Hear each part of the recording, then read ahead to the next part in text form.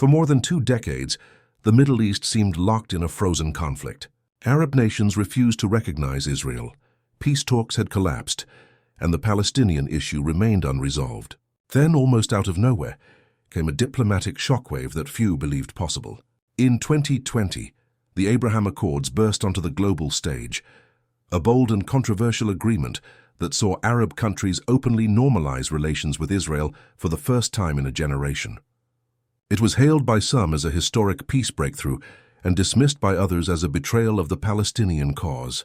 But behind the smiles, handshakes, and photo ops in Washington lay a far deeper story, one of shifting power, hidden interests, and a quiet realignment that continues to reshape the Middle East to this day. To understand the true impact of the Abraham Accords, you have to look back at the region's decades-long stalemate.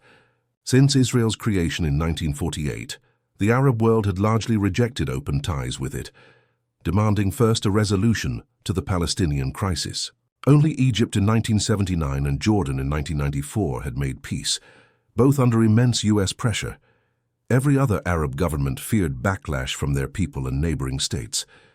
But in the late 2010s, the geopolitical winds began to change. The growing influence of Iran, through its nuclear program, proxies in Syria, Iraq, Lebanon, and Yemen, alarmed both Israel and the Gulf Arab monarchies. They found themselves with a shared enemy, and for the first time shared interests. Quiet cooperation between Israeli intelligence and Gulf security services began long before 2020, but the Trump administration pushed to make it public, framing it as the deal of the century. Then came August 13, 2020. The United States, Israel, and the United Arab Emirates issued a joint statement announcing full diplomatic normalization. Just a month later, on September 15th, leaders from Israel, the UAE, and Bahrain gathered at the White House to sign what was officially called the Abraham Accords. The name was symbolic. Abraham, the common patriarch of Judaism, Christianity, and Islam, a gesture meant to invoke unity among faiths that had long been divided. President Donald Trump stood on the South Lawn declaring it the dawn of a new Middle East. Flags waved, hands clasped, cameras flashed. The world watched a scene many thought impossible. The Accords opened direct flights between Tel Aviv, Abu Dhabi, and Manama. Embassies were established, trade and tourism boomed, and billions in business agreements followed.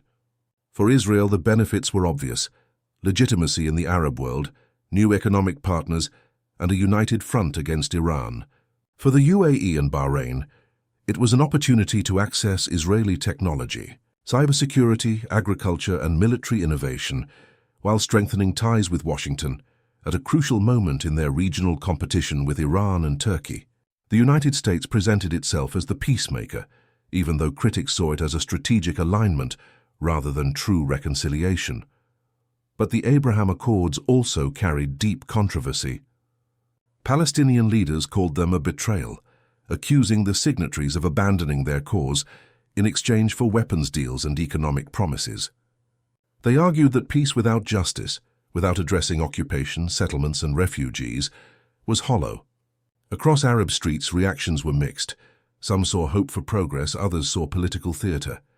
Iran and its regional allies condemned the agreements, calling them an American-Israeli plot to isolate Tehran.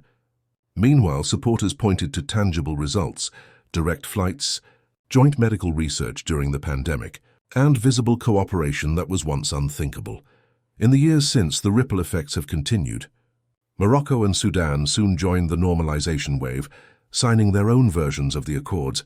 Saudi Arabia, the region's biggest player, began quiet discussions, though domestic and religious sensitivities have slowed a full commitment. The Accords reshaped how the world viewed the Middle East, from a zone defined by hostility to one slowly embracing pragmatic alliances. Yet the Palestinian question remains unresolved, and violence continues to flare in Gaza and the West Bank, raising doubts about whether peace built on shared interests can survive deeper moral divides. For the United States, the Abraham Accords became both a diplomatic trophy and a test case. Could Washington broker long-term stability through deals focused on economics and common enemies, rather than peace talks and moral principles? For Israel, the agreements marked a historic victory, breaking the old Arab consensus that no peace before Palestine. For the Gulf states, they provided insurance, alignment with US and Israeli power against regional threats. But as the years pass, critics argue that without genuine progress for Palestinians, the accords may end up as fragile as the paper they were signed on. Today, the Abraham Accords stand at a crossroads. They've proven that old hostilities can be overcome when strategic interests align, but they also highlight the limits of transactional diplomacy. The Middle East is once again shifting, with wars, proxy conflicts, and new economic corridors emerging. Whether the accords mark the beginning of lasting peace or just another chapter in a cycle of temporary truces will depend on the choices made in the coming decade. What began as a handshake in Washington could either redefine the region's future or become another forgotten promise in the long, complicated story of the Middle East.